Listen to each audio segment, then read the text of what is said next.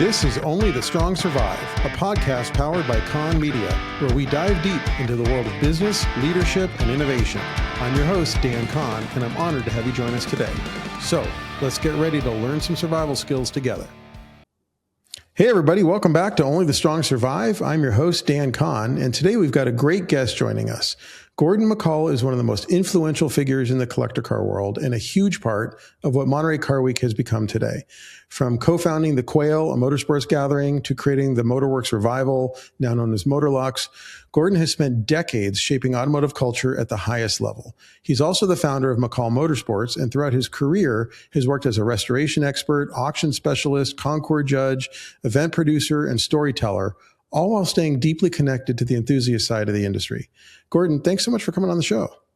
Dan, it's my pleasure. It's great to see you and hear your voice. It's been a while. Yeah, likewise. So for those who are listening, Gordon is a friend and has been a client, and we've worked together on a bunch of stuff over the years. And I'm just, it occurred to producer Katie and I a month or two ago that we said, as we kind of start moving into car show season, I would love to talk more to somebody about why these shows exist and why they seem to be growing in terms of scale and grandeur and reach. And as soon as we had that conversation, I thought there's nobody I could think of who would have more to sort of add to that conversation than you, because you've been part of this since almost, the beginning of, before Monterey Car Week was even called Monterey Car Week. So 50 years or so, Dan, and I actually think I had a hand in referring to it as Monterey Car Week, actually. I'm not shocked. But let's go back to the beginning, because you're sort of, as somebody who spent the first, 4.5 decades of my life living in California, it's rare to meet somebody who's even from California. Mm-hmm. It's even rarer to meet somebody who's from Monterey. Give us some background there. It's basically the center of the collector car universe every August, but what was it like growing up there? It was amazing and still is amazing, Dan. It's funny. Laguna Seca Raceway was built the year I was born. And, it all started off with the road races in Pebble Beach until Ernie McAfee was tragically killed. And I've been going to that track since literally, my mom used to drop me off there when I was like 10 years old. She dropped me off on Highway 68 and say, be here at 5 and I'll pick you up. What a great place to grow up, to have the influence of Laguna Seca and all of the people that raced on it. As a wide-eyed kid, I even knew then that it was pretty special. My friends were making mud balls and tree forts and the rest of it. I was out watching world-class racing, and it was just something I'll never forget and something I still do. Well, the thing that I kind of continuously find shocking about Monterey, and not just Car Week, but even outside of Car Week, is even now with the level of collectors that live there or gather there, the type of stuff that's happening at Laguna, it's still shockingly accessible. Mm-hmm. You can go to any of the programs they have at Laguna Seca and you can buy a ticket and you can just walk around the pit and you can walk right up and interact with whether it's Moto America or, the history, the Rolex reunion or whatever it is. Like, there's no gatekeeping. It's pretty shocking. So I imagine back then it must have been even more so.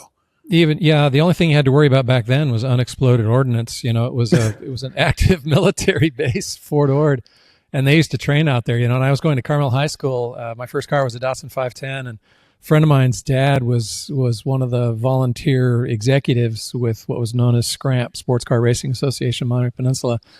And he used to take us out to the track for the big events. Well, I used to look over his shoulder and I'd see the sesame lock combination. So I knew how to get in the place, is what I'm getting at. And that's something we used to do after school, is go out to the track. And if there were no MPs on site, it was an active military training facility, part of the Fort Ord 30,000 acre parcel out there. And we used to run our cars, bring jerry cans of gas. We'd run our cars until we just got sick of running around the track. It was like that, so what a great place. And you mentioned the accessibility. It's like that year round.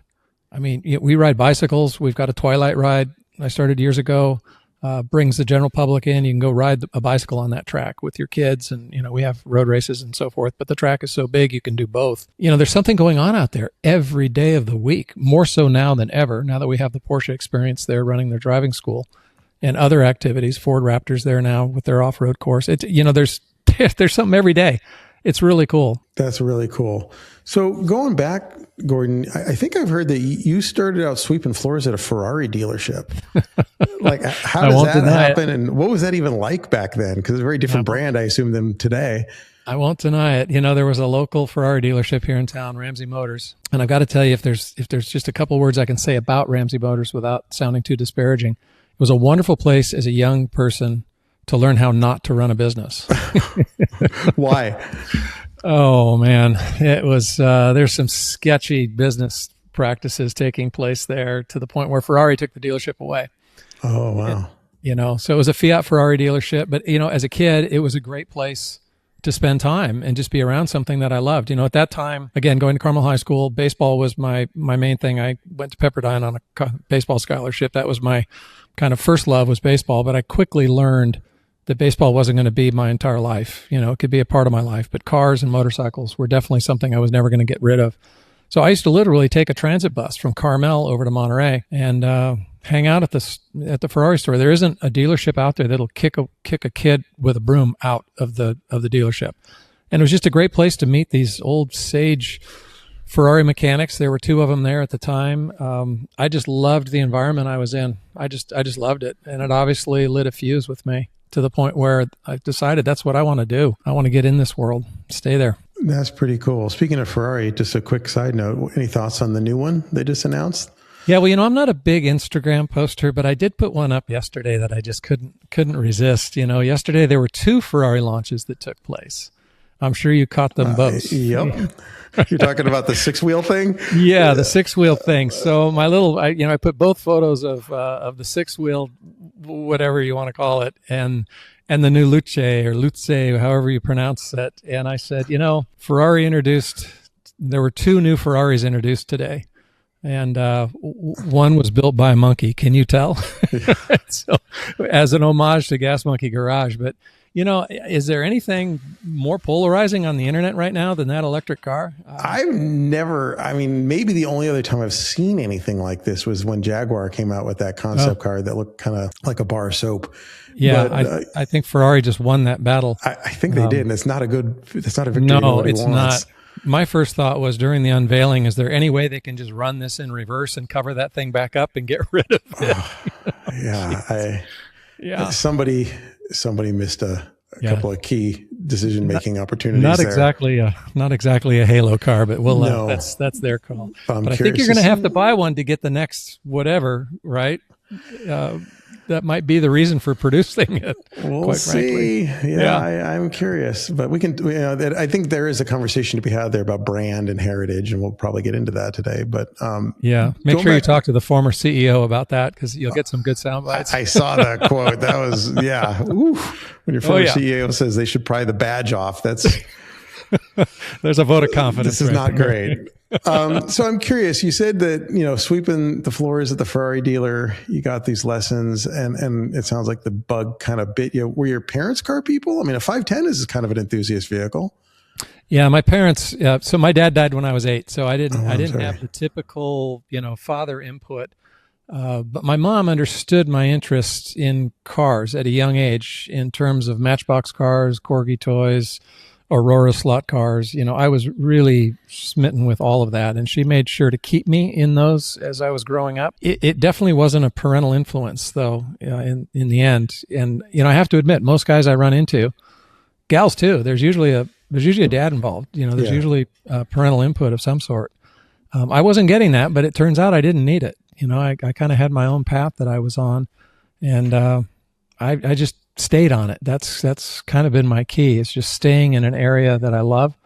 I've met the most amazing people through cars and, motorcycles first, quite frankly. I had a unauthorized purchase of my first motorcycle at 14 years old.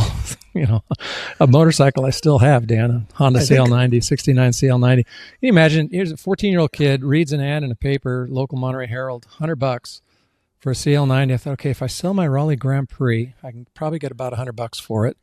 That was my first 10-speed, which I still have, which is kind of pathetic. I'm a bit of a hoarder. I take a bus over to Wester Porsche Audi, which is where this guy, Don Pepperdine, who's still around, decided it was okay to sell a 14-year-old kid a motorcycle. But on the way there, I went to the Honda dealership, bought a Buco helmet, showed up, gave him $100. I'd never ridden a motorcycle before. I had to get walked through the whole starting process and the rest of it. I went around the corner and embarrassingly stalled it probably 20 times or whatever, and then rode the back roads. Couldn't take it home. My mom didn't know about it, so I kept it in a friend's garage. I mean, if that isn't just a cliche story, I don't know what is. I mean, it's a cliche, but it's a cliche for a reason, because so many people have done. How long till mom found out? And did you get in trouble? I didn't. I didn't get in trouble. I think she was kind of amazed that I could ride it. I think that she's kind of like, how did you figure this out? But like a lot of things, I just did, so I really didn't get in trouble, which makes me think I probably should have asked permission, but I just knew the answer was going to be no. So that 510 though the Honda led to my first car. And there's a reason for the Datsun 510.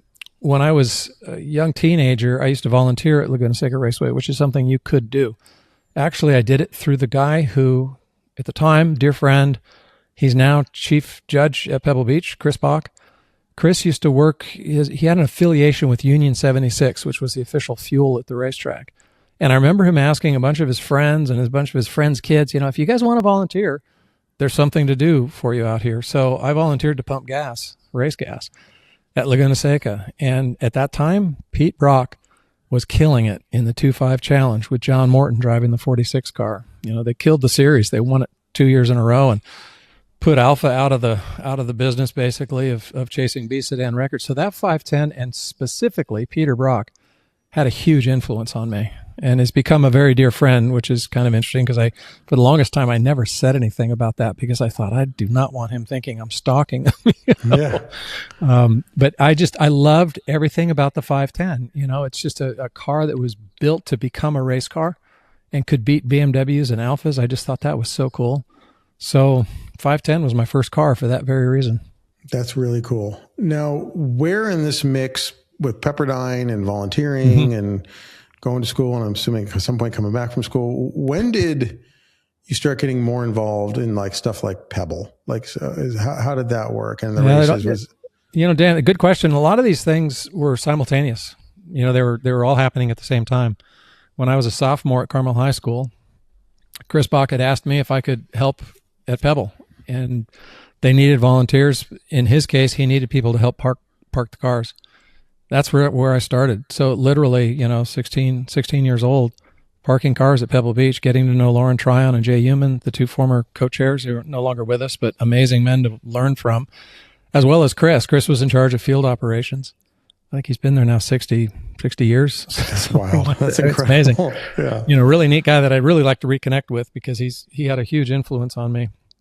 Right. He was a Packard collector in the day. And, as a kid, he was letting me work on his Packards. I didn't know what I was doing, but, it was a great place to learn, to the point where one afternoon, he lived out in Pebble. One afternoon, I get asked if I wanted to learn how to drive a straight cut gearbox in an 840 Club Sedan Packard. I'm like, yeah, I'd love to. It was Phil Hill asking me if I wanted to. Wow. So, here I am driving around the 17-mile drive with Phil Hill in a Packard, and he's telling me how to short shift a straight cut gearbox. I mean, it's just, stories like that are just, they're priceless to me. But that's how I got my feet in the door, so to speak, at Pebble. And I ended up, along with Jay Human, creating the system that's still in place today. The drama, we add a little drama to it where we line the cars up 3 abreast, don't tell the owners if they've won first, second, or third. Added a little drama to it. And I stayed there for 28 years. I ended up as a judge there. At the same time, I was running a restoration shop, so I kind of had advanced my career in the automotive sector. And after 28 years, I just decided there was something missing. And it's no disrespect to Pebble Beach. Believe me, I left part of my heart there. It's the finest concours in the world, hands down. I will always believe that. But I just started seeing some of the fun going away. It kind of, to me, it was looking a little bit like a battle of the wristbands.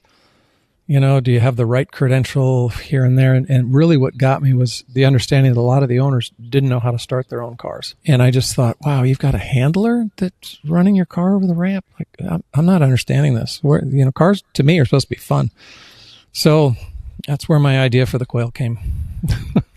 So lack of a better description. So let's talk about that, because it's my understanding that you had this idea, and there was I don't think a lot of people realize there was a different show on that property before the Quail. There was Concorso Italiano. And yeah, it was an interesting affair. So to try to put it in a nutshell, a good friend of mine who I was introduced to many years prior to by another dear friend, Bruce Meyer, had introduced me to Sir Michael Kuduri years prior to coming up with the idea for the Quail. And the Quail Lodge and Golf Club at that time, which is what it was called, was an asset of the Hong Kong Shanghai Hotel Group, which owns the Peninsula Hotels. And Sir Michael's the chairman of the company. And so I saw what the Concorso was doing there, and no disrespect to the Concorso, but it really was just a site fee. It was trampled grass and backed up toilets, and it was a ticket driven event. There were 10,000 people, maybe 15,000 people. Too many people for a 2-lane road. And so my mind just started trying to think of how could we make this better. So I came up with this Quail concept, pitched it to Sir Michael. He loved it, and he said it's got to make business sense, and here's who you need to talk to get it rolling. That was back in 2003. But the catch was we had to invite the Concorso off the property, and that was left up to me. Oh, that's fun. Yeah, we like your idea. However, you need to break news. Well, I'm always taking the high road. It's the car community is really, really small. I've made big efforts. I don't want to burn any bridges. There's room for everybody. So I went out on behalf of the Concorso and struck them a deal at the Bayonet course out in Fort Ord golf course, understanding that the then proprietor was really interested in a bigger gate. That it wasn't a sponsor driven event. It was a gate driven. How many tickets can you sell? So I thought I had a great answer for him. We're not renewing your contract at Quail, but why don't you go talk to the folks at Bayonet? I think they'd be receptive, and I knew they already would be. What's really funny about that, Dan, is got kind of a nasty email, which was not expected, saying, if you do anything related to cars at Quail Lodge, we're coming after you. Huh. Really? And the reason for that is, and their stated reason was because they brought cars to Quail Lodge and felt somewhat entitled to, being a part of whatever takes place moving forward. The funny thing is, and here comes that hoarding thing, I had kept a copy of the Classic Car Club of America magazine that Beverly Ray Kimes was in charge of at the time. My friend Chris Bach had to travel. He'd made a commitment for a West Coast Classic Car Club meet, and he kind of handed it to me, and he said, could you do this for me? I was 17. It's like, yeah, where'd you have in mind? Well, the driving range at Quail Lodge would be perfect. So this was in 1973, or somewhere in that neighborhood, right? Oh. And I kept the article which talks about this Grand Classic West Coast car show taking place at Quail Lodge on the driving range. It's like, guys, you didn't bring cars to Quail Lodge, I did. So and it ended the conversation. It was like, it never went anywhere else after that. And I thought, wow, that's kind of an interesting thing. So yeah, that's how it got its origins. So in the midst of all this, so what year was that you had the idea for the Quail? 2003. And when does the Motorworks, when does the Motorworks revival, explain what that is and when did that come about?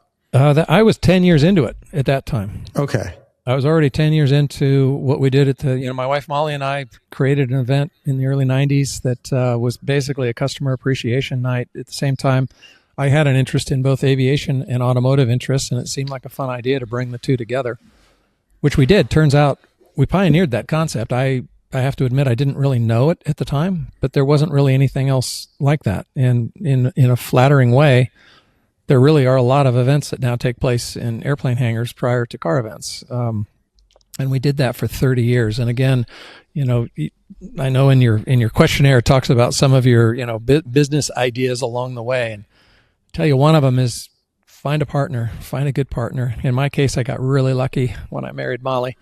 Our moms were friends, but Molly and I did that event on our own for the longest time. Now, granted, we put an army together literally to produce it every year, but it was the two of us, and she did so much unsung behind the scenes. Oh my gosh, I got to do the fun part: find the planes, find the cars, find the people.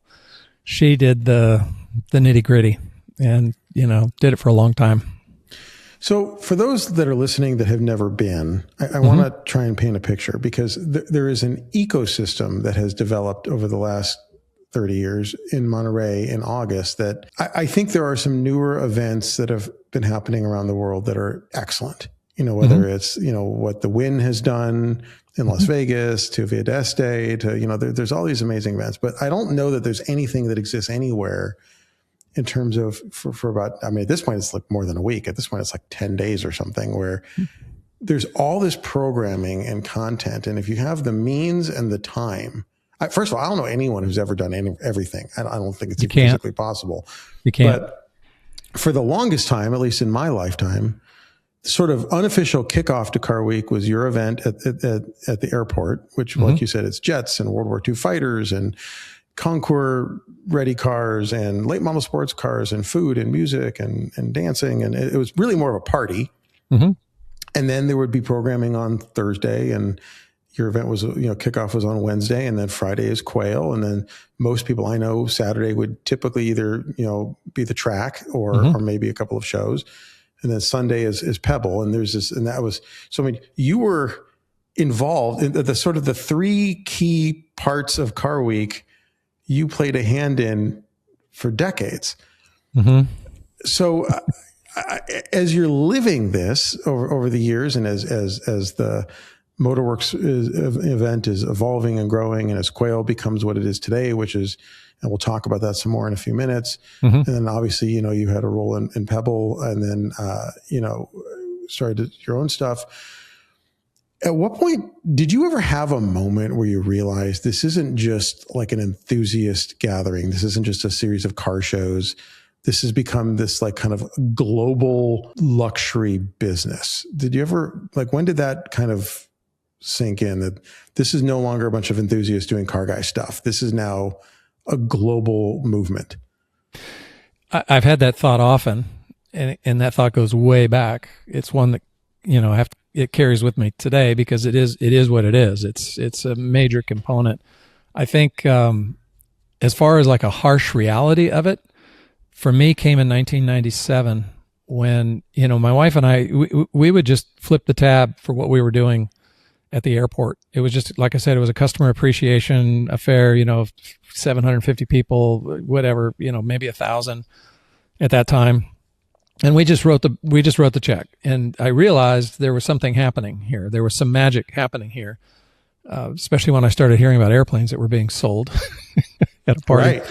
And I thought, I think we need to make a business out of this. I think this is a viable, and we don't know everybody. I have to admit, I know a fair amount of people in the car world and beyond, but there's a lot of people. It was just invitation only, and there were kind of people. That's when I had to put a ticket price on it, because people would say, "Hey, thanks for the invite.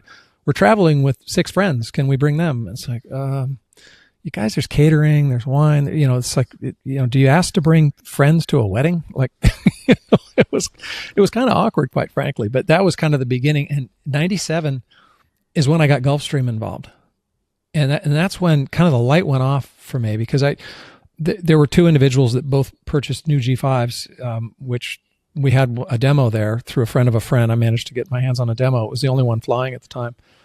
And I just thought, okay, this isn't just Car Week. This is, oh, wait a minute. Car guys, they're into other things as well, right? So that's when the light went off, that there's something going on here and plus, who doesn't want to come to the Monterey Peninsula? Right. There's that too. So it's kind of this perfect storm of a lot of these things converging. And I thought, if we could be involved in this is pretty neat, and particularly neat to be locals and doing this. A lot of pride came with that. And, Molly and I live a very, we're, I don't want to say off the radar, but pretty far off of it. We're not big, we're not big partiers. We're just people, and we live here year round and are grateful for it. And the idea of hiring local people, hiring local businesses, giving people a reason to come to the Monterey Peninsula and hopefully over-deliver, perhaps, at least meet expectations. It's really satisfying just as a person, feels right. Well, I love that answer. And I know I know firsthand that you're very well respected in the community up there. I am curious. I like going to Monterey even when it's not Car Week. Car Week certainly has been a source of opportunity for me personally and for my business. It is also logistically, I mean, it's just, there's so many people on the peninsula that week, and 100,000, Dan. Yeah. And it's, I mean, anyone who's tried to getting a dinner reservation same day, it's not a particularly easy task. It's a lot. What do you hear from, what do you hear from the locals the rest of the year? I'm sure most people know who you are and what you do. Do they like it? Does it irritate them? I mean, like, I hear like Palm Springs locals get pissed off every time a golf tournament comes to town. But again, those tournaments probably were happening before most of those people lived there. So yeah, it's kind of like dealing with the sound issues at Laguna Seca. Right. Yeah. Exactly. Well, yeah, exactly. So what is, I mean, do most people kind of roll with it because they know it's good for the economy, or is it something like, oh, you car people, here you come again? It's polarizing. There's no doubt about it. There's both camps. There's people that leave. They'll take their holiday that period of time. They're actually really smart. They're not into cars. They don't like dealing with a lot of extra people on the peninsula. So they'll rent their house and leave. And that house being rented pretty much covers their taxes or their mortgage, or, it's a premium. Yeah, it's a premium. And then there's people that are just so adamantly adverse to anything going on. And there's a whole perception issue of it's nothing but wealthy people that are just flaunting their wealth, et cetera, et cetera. And you can't stop that. You really can't. The thing I spend a fair amount of time defending is, we get blamed, Car Week gets blamed for traffic issues on the Monterey Peninsula. And the reality is the traffic issues are here year round. And until they start adding roads or stop building houses, there's 3,000 new homes out of Marina, which is just 10 minutes away from Monterey. There's an infrastructure issue that has nothing to do with Car Week. So yes, it's busy during Car Week. Yes, you're going to have to adjust your plans if you have doctor's appointments, et cetera. I wouldn't mind seeing a little more cooperation with local school districts. I mean, we know this is coming every year. It's not a mystery. It's not a tsunami that shows up when it wants to. It's planned. So maybe Caltrans could not trim the trees on Highway 1 that week, or, don't repave. Yeah, that's true. So a little extra coordination would go a long way, because I can tell you financially, it is a major boom. And some of my points when I get in these discussions, because I like hearing everyone out, we want to all be friendly neighbors, et cetera. But at the same time, you may want to talk to your neighbor who is in business because of Car Week. I look at the homes, the thing that's not tracked. I mean, millions of dollars have been tracked as a positive input to the Monterey Peninsula during that period of time, obviously with hotels, restaurants, et cetera. The intangible are the people such as the chairman at Quail Lodge that own a home here, that they infrequently visit, yet employ numbers of people to keep things rolling. They're feeding a lot of families. And it's a lot. It's not an exception to the rule. There's a lot of that here. There's a lot of second, third, and fourth homes with people that choose to spend some of their time here, and they leave a lot of resources behind. And, locals benefit from it. Including some of the OEM leaderships. That's right. Yep. So, yeah. My godson's father. Yep. One of the things I wanted to ask about is something that I observed working with you on the Quail is it seemed like there was look, I'll get it out there that COVID sucked. It was hard for everybody. Nobody enjoyed that experience, I don't think. But there were some interesting side effects from it. And certainly coming out of COVID, it seems like there was a temperature change, and the amount of enthusiasm both on the part of attendees, but also brands and sponsors, it really seemed to have ramped up coming out of, 2020, 2021, going into Car Week. Is that just me, or did you observe that as well? No. It's a very accurate assessment. And, COVID did a lot of different things without having to go there. Yeah. For me, I got a California real estate license. I restored my race car. I did a lot of interesting things during COVID. We all did, right? But it also, if you look at the demographics in the collector car world, they're pretty undeniable in terms of age groups of interest. And I know that's something you wanted to talk about as far as the youth movement, which is an important thing to me as well. But the reality of the average age of people that are dabbling in this collector car world is pretty well defined. And I think with a lot of these people, myself included, there's a real checkup of life doesn't go on forever.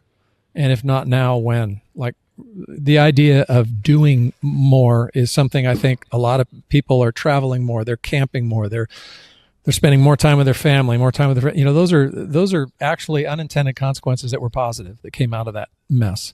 I agree. I'll leave it there. No, I think that's true. So, one of the things about Quail that I wanted to ask was, I've heard you in interviews, you talk about the China, you talk about cloth napkins, like there's these little things that there's a lot of them that sort of add up. And I think the Quail completely changed the formula for what an automotive event could be. And it wasn't just about a bunch of, race cars or collector cars parked on a lawn. In fact, when I walk the field at Quail, it almost seems like to most of the attendees, the cars are almost secondary, at least certainly to the ticket buyers, right? It becomes about hospitality and friendships and storytelling and luxury. And there's like networking. There's so much networking that happens at Quail. And was that the vision from day one, or is that something that you sort of realized along the way? Dan, are you saying you didn't notice the 25 F50s?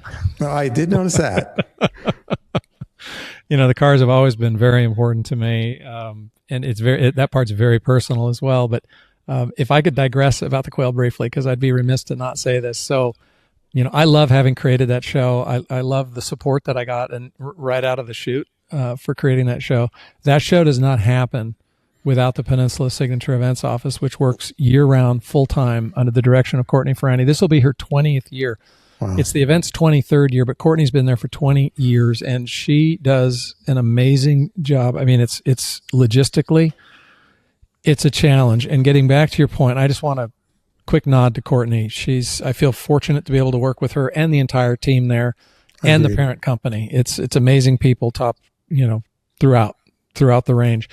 I think what's interesting about that show, Dan, and you touched on this, I do always mention it's amazing. The China, the food is phenomenal. The fact that everybody's a VIP. When you look at all the events, and you mentioned earlier about all the different events that are popping up throughout the world, car shows, it's a thing, right? Everyone seems to be formatting the way they go about it after, I don't need to name names, but not after kind of dyed-in-the-wool Concours style, lining cars up in a linear how many... Quail is the benchmark. If you're afraid to say it, I'm happy to say it for you. Yeah, it kind of is. And just from a selfish perspective, I saw that. I saw that when I created it. I have to admit, I saw something entirely different. I always want the cars to be important, in their own way. But the fact that we don't have judges, that's a complete out of respect for Pebble and what Pebble represents. If you want, if you want that team to come up to your car with the blue blazers and the straw hats and telling you what's wrong with your car, no disrespect, but if that's what you're go there, because it is an amazing experience in terms of that. If you don't want to worry about opening your hood, if you want to get your car accepted on the front end, it's kind of curated on the front end, and you want to just come have a great time and meet some amazing people, come to the Quail. That's what goes on there. And it's, the awards there are coveted. There's no doubt about it.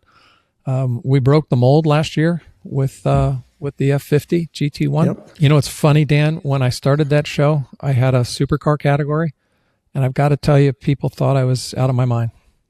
And it's like, guys, I'm a car guy. I kind of know what's coming. I can't predict the future, but I have a clue. And this supercar thing is only going to get more popular. And, that was 23 years ago. Well, and I think for younger people listening, they may not realize that an F50 winning best of show is not only a big deal, it's a first. There's, of any of the major quote unquote Concours events, there's never been a car from that era that's won best of show. That was the first. And I think you sort of set a precedent there. Well, I think we definitely did. It was the right car. It's one of one. If you're gonna have a supercar win best of show anywhere in the world, that's the one to win. And it set a new tone. Obviously the whole supercar hypercar thing is, and quite frankly, saying this is a car guy, it's a bit of a mystery to me. It really is, and it's no disrespect. They're phenomenal cars.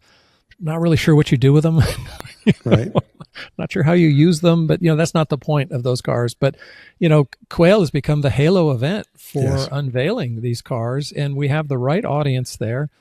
There's end users that are there. There's royal families that are there. It's amazing what it's turned into, I have to admit. And that is a great homage to what the Peninsula hotels are all about.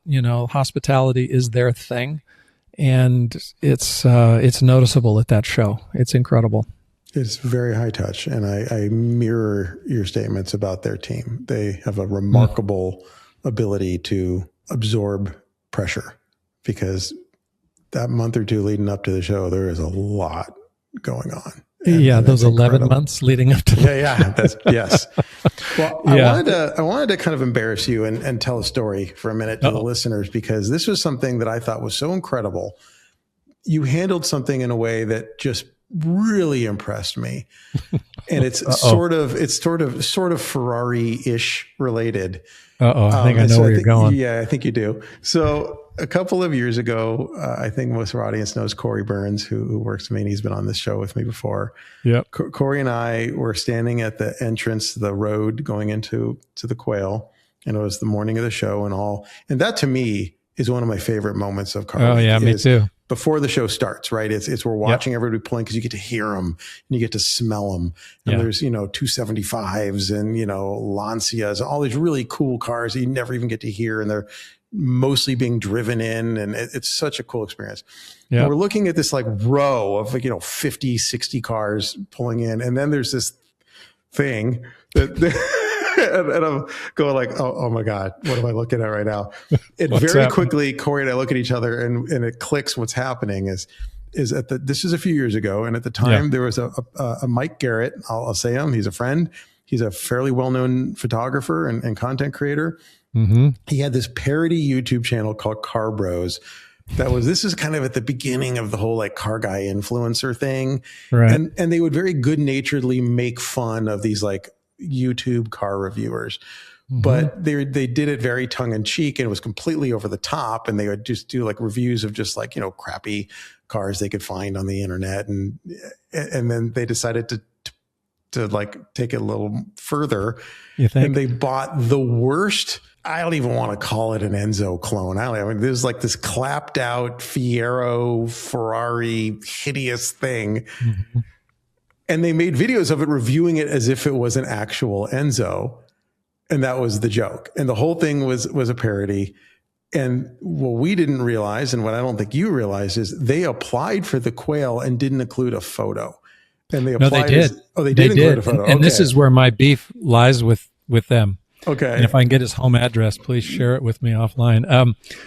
They provided a photograph of an 86 Testarossa. It was complete. It was, when you think about it. The real one. Yes. Okay. I did not know that. That's one of my points that I raised when I had a little face-to-face, which was a little awkward. But having spent my early days as a pitcher, I was kind of used to dealing with situations like that when you're getting charged and with a bat, etc. But yeah, that's what face. Yeah, that's what actually got me the most was that wait a minute, you say you're car guys. For one, I don't think car guys do this to each other, so I don't really think you're a car guy. And I also the deceit involved in this application. He paid the entry fee, provided false information, and a photograph of not that car. That's what bothered me about it. I found a great place to put it though, because I wasn't going to satisfy. Well, that's where we're going with the story. And that's the best part is Corey and I see this thing pulling in, walk over, we recognize the car. And I'm like, there's no way this thing got entered. Cameras everywhere. We didn't realize that he filled out the form as if it was a real Ferrari. Yeah. As soon as I think I was the one who poked my head in, and I saw his collaborator, I don't remember the guy's name, and I realized I'm on camera. I'm like, okay, this is the gag. Is they want to be the reaction out, and they want to get a reaction on camera. Yeah. And my assumption, and I've never confirmed this, but my assumption was they want to get like, the fancy car show guys kind of snootily kicking them out of the show. Yep. So Corey and I walk over, we tell you what's going on. Here's this car. Here's what's happening. By the way, there are GoPros all over this thing and they are rolling. Yeah. So be careful. And you're like, okay, I'm going to handle it. And I'm going like, what is going to happen? And we're your PR team. And I'm like, oh God, this is going to be weird. Here we go. Where is this all going to go? Monterey Car Week meltdown. And you just nailed it, where you walk up to them and you smile and you're warm and you're like, we're so glad you're here. And by the way, guys, I think there might have been some mix-ups with the paperwork because this isn't what we thought was coming, but you know what? We're going to take care of you and we're glad you're here. Yep. And you could see it. You could see the wind just leave the sails with this, because like the gag didn't work. They didn't get not what he wanted to hear. No. Yeah. And I'm like, man, okay, but now Gordon's got to put this thing somewhere and tell everyone where you put it.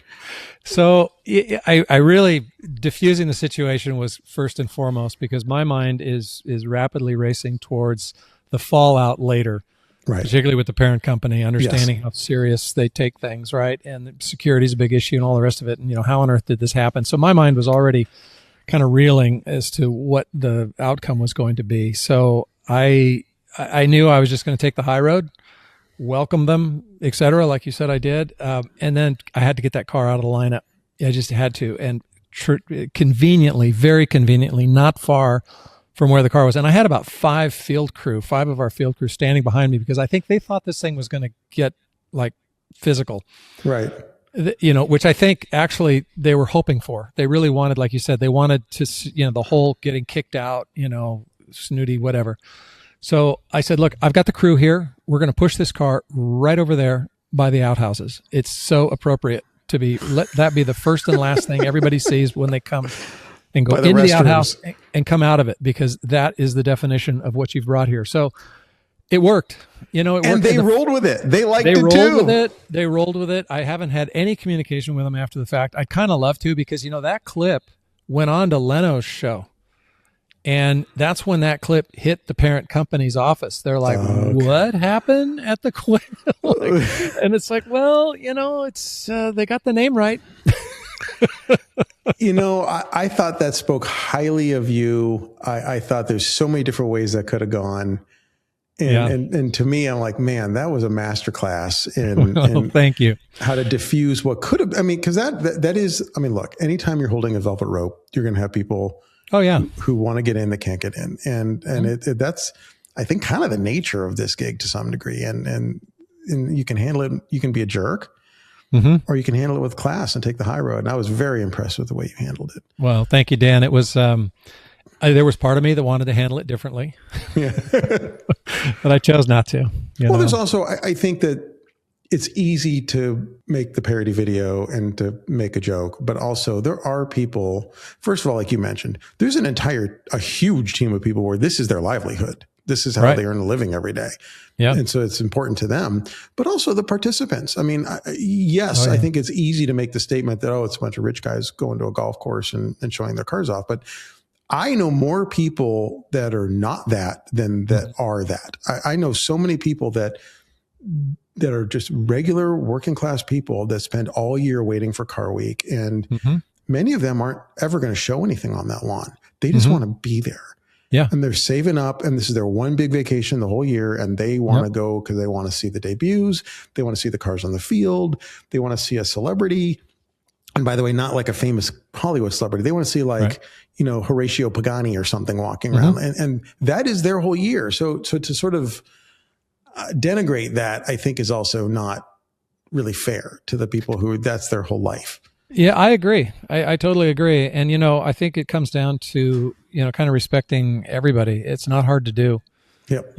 It really isn't. Everybody's got a different reason, for what it is that they do. But I think there's a real level ground. That's what's so neat about events like the Quail is you get everybody together, and the common denominator isn't net income, net worth, how many planes it's not that, that's there, of course, but it's all aspects, and it's really enthusiasm that seems to be the biggest common denominator, and I know earlier you'd mentioned when we first opened up here, Dan, talking about kind of the evolution of car shows and how they there's more and more, et cetera. And, I've always contended that this whole car I hate to call it a hobby because it's probably more of a business than it is a hobby, but it certainly is a hobby. It's been a hobby in my life. It's been a profession in my life as well.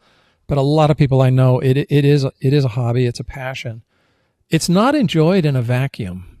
It just isn't. You don't go into your garage by yourself forever tinkering on stuff. There is nothing like getting out there with kind of like-minded, even though it's maybe stuff you could care less about in terms of wanting to own or even drive. That doesn't matter. What matters is you share the same passion in what it is. And I think that's why, I don't know, that's part of the magic of the Quail. I'll never forget, we had a son of an Air Force officer who was the original owner on a Spitfire, Triumph Spitfire.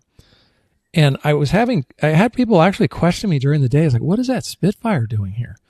Well, for one, it was one of the nicest Spitfires in the world. I mean, well over the restoration work on it, well exceeded, Craigslist price that it would get, right? So, but the story, it was his dad's car, and it's what he learned how to drive on. And, the way the stories that he was telling during the day, quite frankly, rival any GTO owner's story as to why they own theirs. I would say exceed. No disrespect, but it wasn't just a check that was in. It was amazing, and that goes on there a lot. There's a lot of kind of unexpected, like, what is that doing here? There must be a story. It's like, yeah, why don't you talk to the guy standing next to it? That's something I used to get kind of ribbed on at my Jet Center event. I never identified the cars on display. I didn't have plaques. I didn't have anything. My whole point was, why don't you ask the person standing next to it? Because it could be the guy that designed it or the gal that designed it, maybe even the person that raced it. It's like just to provoke conversation. And boy, did it work. I completely agree. And to me, as sort of overall, that's one of my favorite things about Monterey Car Week in general, is you can go to the Starbucks and strike up a conversation with a guy with a 250 or with a Datsun 240. Yeah. And everybody's approachable. Everybody's cool. Everybody just wants to hang out. I mean, I can think of maybe once in the 20 years I've been up there professionally that I had a negative interaction with somebody, and it was like someone who bought a car at an auction. But the majority of people, they're there because they just want to, I think it was 2 or 3 years ago, Corey and I had to go out to the parking lot of Quail for some reason. I don't remember. It was kind of middle of the show, towards the end, but the show was still happening. And we had to go, I think, help like a journalist or something. And we went out there and we see a father and son walking out that looked like any other father and son you'd ever see. The son was probably 20. The dad was probably around 50. Dad's got his arm around the son. They clearly had a great day together. And they just happened to be walking in front of us. And there's a couple of guys, and they were very nice and seemed very normal, dressed totally normal. We said hi to them. Do you have a good show? Yeah, we had a great show. Okay, great. As we're kind of peeling off to go do whatever errand we had to do, we see them go get in their 2 cars that they drove in, and their 2 cars were a Canapa 959 and a 275 long nose. And I'm like, oh my God, like this is great. Like, but you wouldn't know. There's like a couple of guys in like jeans and blazers, just like regular people. I'm like, you're in 2 of the most desirable cars on earth. Yeah. Would never know. I know. I love it. Yeah. I love it. Some of the end of the show moments in my book are the priceless ones.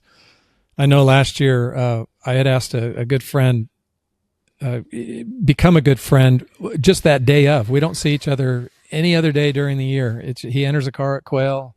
We accept them. They're unusual. They're not your average. Started off with a gold wide body 240Z IMSA kit that he'd put on it. Gold is his trademark. Rico is his stage name. Richard Gutierrez, I believe, is his real name, but Rico style. He brings a little bit of the JDM to the table. Having an interest in Japanese cars, from the age of whatever, in my book, I've always enjoyed them, and I just realized those cars are absent on the Monterey Peninsula. Now, not this year. This year there's a big Japanese influence, but there is. Last year he had a friend ship his Datsun pickup truck over from Japan, the turquoise. I don't know if you remember it from last year. The owners spoke no English at all, and the owner's wife was in a full kimono. And at the end of the show, It was the most phenomenal. I'm so happy I got to witness it. They're leaving the show. His wife has a tailgate down. This thing is slammed. It's on the ground, as you would expect, a JDM version of that car, all modded out and everything. It's practically dragging the tailgate. So she's sitting on the tailgate. She's got her crazy shoes. I don't know how they walk in those things, but crazy wooden, right? Yeah. With a full kimono, and she's smoking a cigar. And God, I wish I I saw looked that. at that and I just thought, and here we got 25 F-50s pulling off the field, and here's this turquoise, slammed with the tailgate down and a kimono, and I just thought, man, this is unbelievable. I love this car world. I love this. Diversity. Definitely, there is a lot of diversity. You're right. Yeah. And it drives a really eclectic group. Well, one of the things I wanted to ask about, Gordon, is you've worked with everyone from boutique collectors, major OEMs and manufacturers, small volume, bespoke brands, luxury brands, timepiece brands. What makes a brand successful in enthusiast culture versus a brand that feels like it's trying too hard, or that they're just sort of showing up for the wrong reasons? How do you help them curate an activation where they feel good at the end of it? Yeah, so that has to. It's a really good question, Dan, and it really does. It needs to start at the top. It needs to start with the decision maker understanding that they're getting their brand, product, whatever it might be, in front of the right people. Like that choice, that decision needs to be made well in advance of showing up. It's when you don't fit is when you can tell someone's trying too hard. And I think that all comes from the top when decision makers understand the value. And, I think the idea of looking past the cash register ringing that day, and that's something that I know is a bit of an intangible. The conversations that companies have during the day may not, ultimately sell a car that day, but the business is going to come their way because of that conversation they're having. And that's a tough thing to wrangle, but it's real. It is real. When you're talking to people that know what they're looking at, that are consumers, and they make a connection with, and I think that's one of the magic elements of the Quail, is that it's the CEO, it's the CFO, it's the chief designer. It's, you're not talking about a sales crew that was assigned to an event for the weekend. It's the people that are making the decisions. When you get a chance to interact, I know how I feel. It may be something that I'm not in the market for, but if I get to hear their story, it's going to change the way I feel about the company, in typically in a good way. I agree. And I actually know, I've heard this story firsthand from several famous brands that have said that literally Quail will set the tone for their entire year. Mm-hmm. And that's how much sort of, like you talked about how the team at Peninsula Signature Events spends a year working on that show. So do a lot of these brands that activate there. It's their target, it's their target, and they make the most of it. And it's impressive. It really is the commitment these companies make. They come from afar, but we did the best we can to get the right people in front of them.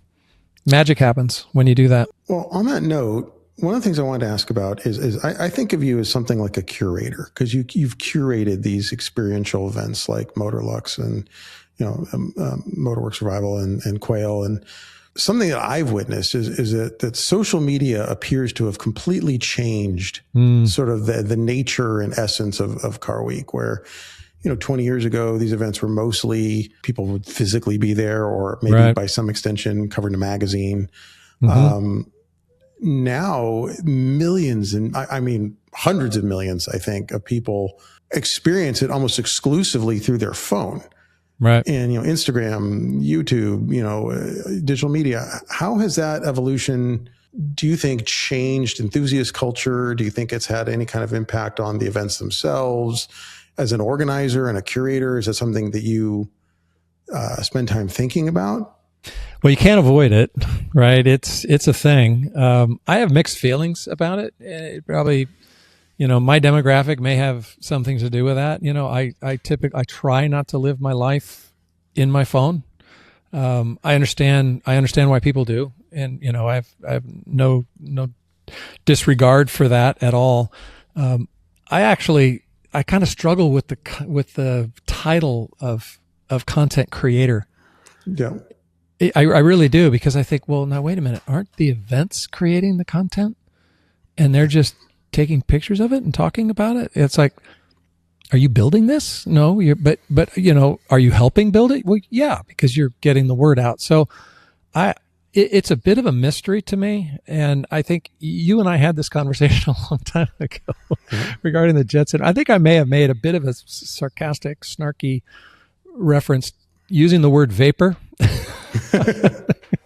I know a lot of effort goes in, and I know there's a lot to it, and it's a science that I don't understand. I don't think I ever will, but it's a reality, and you embrace it. You have to. As far as what it's doing, like in net results, does it hurt to have a bunch of young people talking about what they're seeing? No, that is not a downside to that. I don't think that's a problem. That's not what's driving it all, though. In my view, what's driving it are those people that own those cars and and share them and their stories. They're part of it. It's how much of a part of it. It's not up to me to make that judgment. No, but I do think you and the team have done a really good job creating those shareable moments. I think you make an interesting point. Is the creator more of a documentarian? Are they more of a bullhorn? But like what the Quail's done with the Peterson the last, I guess 4 or 5 years now, I think has been interesting. I mean, you could certainly tell them, hey, you can bring a car and just stick it on the field, and that's fine. But instead, you've curated this sort of standalone, almost like a little mini exhibit that sort of changes every year, and it's really perfect for these vertical format content people that want to shoot photos or video and. All these F1 cars, for example, are out on display, or movie cars. It does make for an interesting opportunity. Well, Dan, I'm a huge fan of the idea and concept behind let's help make each other shine. And it's really collaborations that do just that. When it's just heavily one-sided or the other, expectations typically don't get met. Whereas if there's a genuine meeting in the middle of, hey, if you guys bring your really good stuff and put together a really great display, it's the Peterson Museum is going to shine on the Monterey Peninsula. It shines at the Peterson Museum, but how about, we will help you in that area. And then in return, you're helping us by giving us a unique display that people that haven't been to your museum get to see real live in person. And the win-win approach. I've always tried to. I get asked often. So how do you describe yourself? What do you do? Handful of business cards between the $11.99. I mean, it's crazy. So, being a catalyst is definitely something that I find really satisfying. There's certain people that I think need to know other people. When it's win-win stuff, I love doing that. And the Quail is like that. I look at the relationships that come out of the Quail. It's remarkable. You've commented on them, Dan. I just had a note the other day that came across my desk. It used to happen. Actually, I'm not taking any credit away from the success of the Quail, but I really did create that with the thought in mind that it's a daytime version of what we were doing at night at the Jet Center. I mean, that was really the one of my initial thoughts about what that show was going to be all about, which is very much about the people. And, I have these, I just was reminded the other day, I had a gift brought to me a while back. It was a tail hook off an F-18 Super Hornet, the disposable part that gets the service part, right? And I'm like, James, that's a really wow, you tracked me down to give, this is really, he goes, yeah, I don't think I ever told you, but I met my wife at your event, and we're talking about a naval aviator who's now retired, but a naval aviator who I had requested. He was a Monterey guy. I knew he was flying down a VX-9 where they kind of sort the F-18s out. And we invited him. I always had Department of Defense approval for military assets before sequestration, took that away. But I requested him personally because I thought how cool it would be to have a guy from Monterey standing next to an F-18 at this party. I just thought this would be so cool. So he asked me, what do you want me to do when I get there? I go, look, James, just stand there in your flight suit. You're going to get mauled. And for me, it was this wonderful kind of ego checker. It's like, I don't care how many Gulfstreams you have. You're never going to fly that. You're not that guy, right? Yeah. And this guy's back from his second tour. So that's what he did. He stood around in his flight suit. He answered questions. Well, he met a local gal, family I'm very familiar with. They got married. They've got kids now, and he's retired Navy. That happened because of that party at the airport. And I just, stuff like that to me is priceless. I can't get enough of it. And it happens all the time at the Quail. It's just, which has really been nice. It's just a continuation of that, I love that. I love that sentiment. It really is about, that's the thing Bruce Meyer says a lot too, right? It's about the people more than about the cars are the connector. I think that's why Bruce and I became really good friends a long, long time ago. It's a very similar, and I think the world of him. He's, you talk about the ambassador who shares his life with everyone. He's an amazing man, and that's very much his MO. It's I neat. agree. I agree. I hope to carry that along a little bit. Well, on that note, Gordon, as we kind of wind this up, I did have a couple questions about sort of the future. Mm-hmm. We talked about Ferrari's Luce, I don't know how to pronounce it, EV thing. Loser, I think they call it. and we talked about the F50 that won last year. Where is this all going? Do you think younger generations are connecting with cars differently than previous generations? Do you think the passion is fundamentally still the same? It's there. Yeah, it's there, hands down. I think it's been a big talking point for a long time about how younger people don't want driver's licenses. They rely on Uber. They live in their phones. They don't want to learn. And I disagree with that. I really do. They're out there. They're off-roading. They're buying cars for $1,000 on Craigslist. They're modifying them. They're playing around. My godson, whose dad is running one of the big three, he's building up a Mustang Fox body, drag car. It's there, and I think it's up to us as kind of current custodians to do the best we can to pass down and provide the opportunities for kids to get interested in car. That's why I think the track is just great. To your point earlier, the barrier of entry is just super low. You can go out there anytime. You can watch race cars. You can talk to the guys and gals working on them. There are no limits, so I think there's a lot of interest. I think car shows will be fine for years to come. I think it's a matter of pivoting though and adjusting, which I think we've done a pretty good job at the Quail. I've always been a strong believer in wanting to lead versus follow. And I think we have in a lot of ways, and it stays like that every year, particularly with the parent company. Well, absolutely. Yeah. And you now have a second generation involved with the parent company, which is cool. Yep. And very cool. Philip is a really neat guy with excellent taste. And absolutely. I think a real world example of what you're talking about that you helped to make happen was a dear friend who I've worked with since he was a teenager is the photographer Larry Chen, who has his own audience and his own segment that he kind of speaks to, and is primarily known for motorsports and drift photography. And we hosted him for the Quail Rally, and he drove to the event in his R34 that he had imported. Yeah. And it was like dirty, like road trip, and Larry, I think, is well known enough that there is a segment of kids that'll see a recognizable face in a neon blue R34 and they start to freak out. And you had the game day idea of, let's put his car in the show. Yeah, let's do it.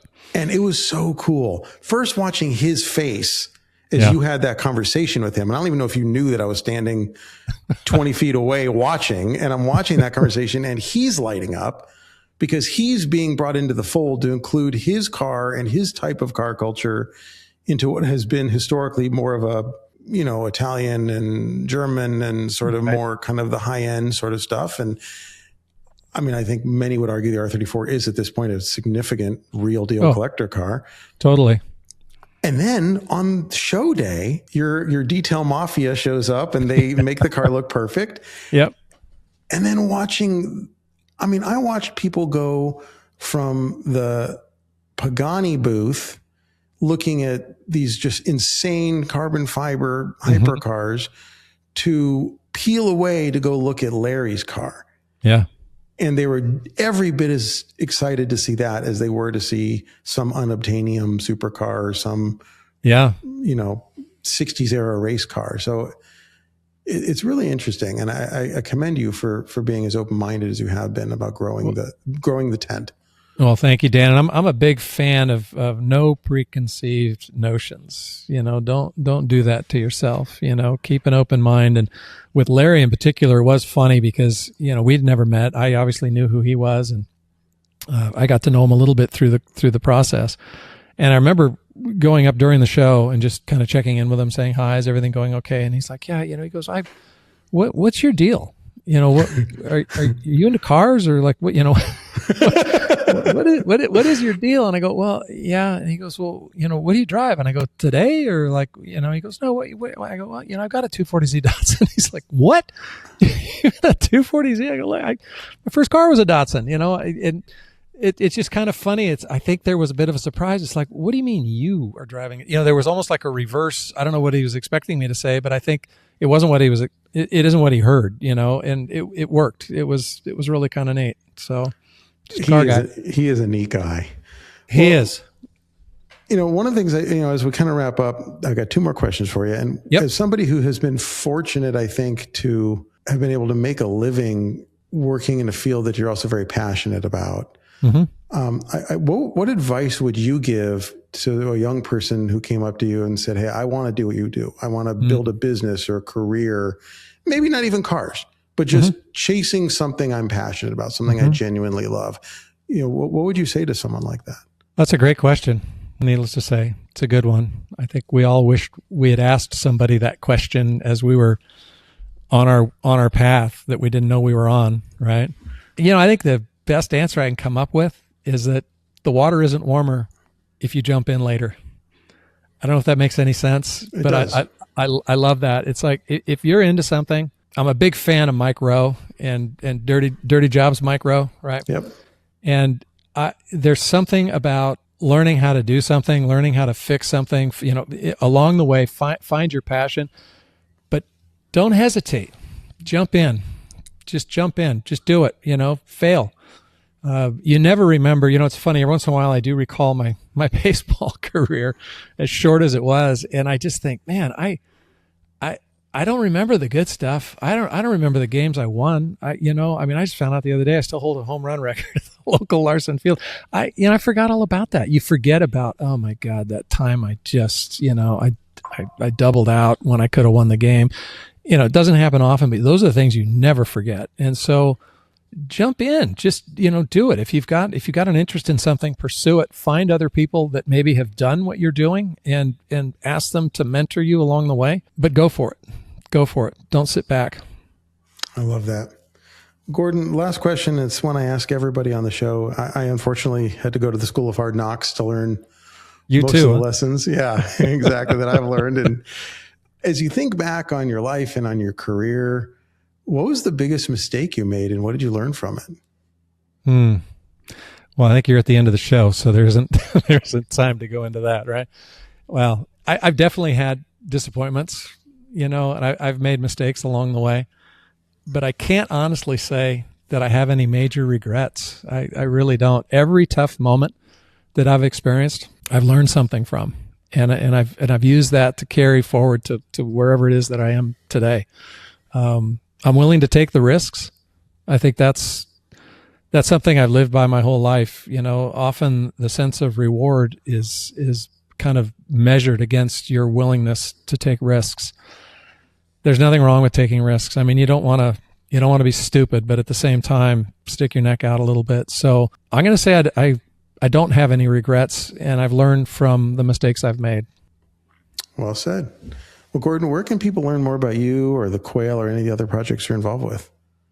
Quail's pretty easy to find. I know they do change the domain name on occasion, but if you just Google the Quail, a Motorsports Gathering, and when I named it a Motorsports Gathering, I did that on purpose because it is not a concours. Although it's been awarded Concours of the Year by Octane Magazine, it's not a concours. It is a Motorsports Gathering. So if you just Google Quail Motorsports Gathering, there's a lot of information on the internet about that event. And as far as getting a hold of me, I am on Instagram. Gordon McCall 75, I think is my handle. What do you call it, Dan? Yeah, I guess, yeah. Profile name. Yeah. I'm easy to find. You know, I am kind of amused. They always say, don't ever Google yourself. So, you know, I don't Google myself, but I do know there's a fair amount of stuff on the internet. It's pretty easy to find me. I live here during the day at our Monterey Motorsport Park, which I helped develop. We've got a great little neighborhood full of all kinds of wonderful car and motorcycle people. But I'm on the Monterey Peninsula, and I'm easy to get a hold of. Very good. Well, Gordon, I really appreciate your time. This was a great conversation. I really enjoyed getting to hear more about your career and the evolution of Monterey Car Week in general. So thank you for coming on Only Strong Survive. Thank you, Dan. Appreciate the opportunity. Always good to see you. Likewise. Thank you, everyone else who's listening at home. Please be sure to subscribe, leave a review, and we'll see you next time on OTSS. Thanks, everybody.